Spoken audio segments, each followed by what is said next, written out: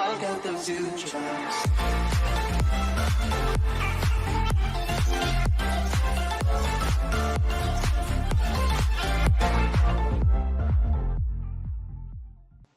Assalamualaikum warahmatullahi wabarakatuh. Halo semua, salam sejahtera untuk kita. Semoga selalu dalam lindungannya. Tetap semangat dan selalu jaga kesehatan. Ingat selalu 3M, yaitu yang pertama memakai masker, kedua mencuci tangan, tiga menjaga jarak jika berinteraksi dengan individu lain. Jumpa kembali dengan ilmu pengetahuan sosial. Jangan lupa untuk klik like-nya jika berkenan, dan bagi yang belum klik subscribe, silahkan klik dahulu subscribe-nya dan klik loncengnya supaya kalian selalu mendapatkan notifikasi dari video-video pembelajaran yang Ibu buat. Materi kita kali ini adalah interaksi sosial. Tujuan pembelajaran: 1. Kalian dapat menjelaskan syarat terjadinya interaksi sosial. 2. Kalian dapat menjelaskan faktor-faktor yang mempengaruhi proses interaksi. 3. Kalian dapat menjelaskan bentuk-bentuk interaksi sosial. Apa arti interaksi? Interaksi adalah hubungan sosial yang dinamis, berupa hubungan antara individu yang satu dengan individu yang lainnya, antara kelompok yang satu dengan kelompok yang lainnya, maupun antara kelompok dengan individu. Syarat terjadinya interaksi ada dua. Yang pertama, adanya kontak sosial, dan yang kedua, terjadi komunikasi. Faktor-faktor yang mempengaruhi berlangsungnya proses sosial, proses interaksi sosial. Yang pertama, imitasi. Imitasi adalah suatu proses yang ingin menirukan perilaku atau penampilan orang lain. Imitasi akan memberikan sisi positif, berupa dorongan kepada seseorang untuk mematuhi aturan di masyarakat. Namun, imitasi juga memiliki sisi yang negatif, yaitu jika seseorang menirukan tindakan orang lain yang menyimpang aturan di masyarakat. Kalian bisa lihat contohnya. Yang pertama ini adalah contoh seorang anak yang menirukan kegiatan yang dilakukan oleh bundanya. Kemudian yang kedua adalah seorang anak yang menirukan perbuatan yang dilakukan oleh ayah. Yang kedua adalah sugesti, yaitu suatu pengaruh dari individu terhadap individu lain dan diterima, dilaksanakan tanpa adanya pola pikir yang sesuai. Contohnya, seorang yang sakit akan beranggapan bahwa akan sembuh jika pergi ke dokter. Kemudian yang contoh yang kedua, seorang anak ketika melihat iklan di televisi, iklan es krim, kemudian di otaknya terbersit bahwa saya harus beli makanan. Kemudian saya harus pulang minta ke mama. Yang ketiga adalah identifikasi, yaitu rasa keinginan dari dalam diri seseorang untuk menjadi sama dengan lainnya. Kalian lihat contohnya, seseorang yang ingin sama dengan idolanya, kemudian bertindak dan berperilaku seperti idolanya. Contoh yang keempat adalah simpati, yaitu suatu kemampuan seseorang yang dapat merasakan rasa orang lain.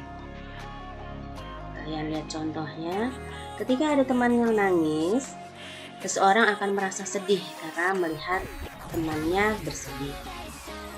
Contoh yang sama. Kemudian yang kelima adalah empati. Ada perbedaan antara empati dengan simpati. Simpati efeknya kecil saja, tapi empati efeknya sangat besar. Sebab ketika berhasil mengandaikan dirinya dalam posisi orang lain yang menderita, seseorang akan berusaha. Penderitaan itu tidak terjadi pada orang lain, sama seperti ketidaksukaannya jika penderitaan itu menimpa dirinya. Satu contoh yang sederhana, ketika melihat kehidupan seseorang yang sangat amat menderita, satu keluarga tabrakan. 10 keluarganya meninggal semua. Sendirian yang hidup, itu pun dalam kondisi yang sangat mengenaskan. Melihat kondisi itu, rasa simpati bisa membuat orang menitikkan air mata. Tetapi, apakah air mata itu bisa mengatasi persoalan? Tentu tidak. Yang bisa berpikir mengatasi persoalan adalah perasaan empati. Empati yang menggerakkan orang untuk membantu sekuat tenaga, membantu dengan segala upayanya, mengatasi persoalan yang dialami orang lain. Dalam kasus di atas, seseorang yang berempati akan membantunya dengan apapun yang ia bisa untuk mengatasi persoalan. Bentuk interaksi ada dua, ada asosiatif dan ada disosiatif. Asosiatif yaitu bentuk interaksi sosial positif yang mengarah pada kesatuan, yaitu kegiatan-kegiatan yang bersifat baik. Sementara disosiatif adalah bentuk interaksi sosial, yaitu keadaan sosial di mana dalam keadaan yang kurang harmonis akibat adanya pertentangan antar anggota masyarakat. Kita bahas satu persatu. Pertama adalah bentuk interaksi sosial yang bersifat asosiatif. Yang pertama adalah kerjasama. Kerjasama yaitu suatu usaha yang dilakukan bersama antara individu atau kelompok. Tujuannya untuk mencapai satu tujuan atau beberapa tujuan.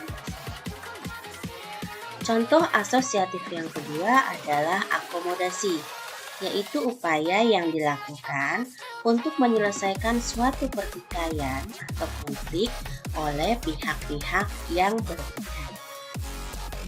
Bentuk yang ketiga adalah asimilasi, yaitu merupakan pencampuran dua kebudayaan yang melebur menjadi suatu kebudayaan baru.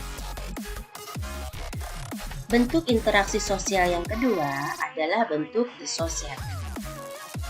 Yang pertama bentuknya adalah kompetisi atau persaingan, yaitu proses sosial dua orang atau lebih yang saling mencari keuntungan atau kemenangan tanpa memakai kekerasan. Kemudian yang kedua adalah kontravensi, yaitu rasa tidak suka yang bisa ditunjukkan secara terang-terangan ataupun secara tersembunyi oleh seseorang atau sekelompok orang. Kontravensi yang difasilitasi dengan baik akan berubah menjadi persaingan. Akan tetapi, jika disampaikan dengan buruk, maka dapat berubah menjadi suatu konflik. Yang ketiga adalah pertentangan atau konflik, yaitu proses sosial antara individu atau antar kelompok yang saling menentang, saling menjatuhkan, bahkan saling berlawanan dengan disertai kekerasan atau kontak fisik. Sekian penjelasan dari Ibu. Semoga dapat bermanfaat bagi kalian. Wassalamualaikum warahmatullahi wabarakatuh.